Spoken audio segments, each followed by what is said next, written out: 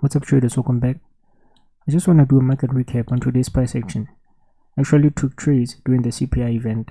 I don't encourage trading CPI nor NFP unless you have money that you're willing to lose. So let's dive into the price action. So we're in the daily time frame on Nasdaq. We've already taken out sell side. And then we had a market structure shift.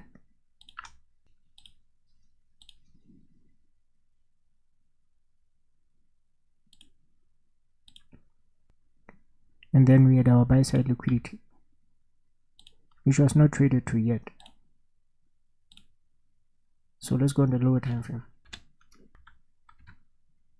So we're on H4. We understand that we are bullish long term. We had a reaction from this fair value gap. To be accurate, we actually had a reaction from the 50% level of that fair value gap. So this down candle is a potential order block. So waiting for price to close above it to activate it. So when it's like this, we can't use it. So I had to go to the lower time frame. So we're on H1. We already have sell side taken out. So this down candle is our order block because we had a close above it. We've already have a reaction with this down candle, including this green candle. So now the next candle becomes our order block until we close above it. So you can see that all of these candles are poking above it but failing to close above it. It only became activated when we closed above it with that candle. So now we cannot consider these two down candles because they're actually inside of this order block. So these two candles are inside of this order block. So that's why I'm looking at this one. You can also use this one because it's almost the same size, plus it has a bigger body. So I was looking at this before the CPI.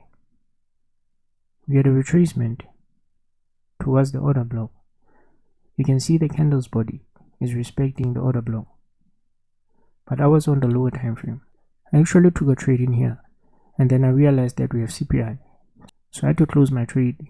We had a retracement, and then right before CPI I took my buy because I realized that we are reacting from an H1 order block. So I took my buy trade early because if you don't, they actually close the server, so you can't take a trade. They won't fill you in. So the news were released.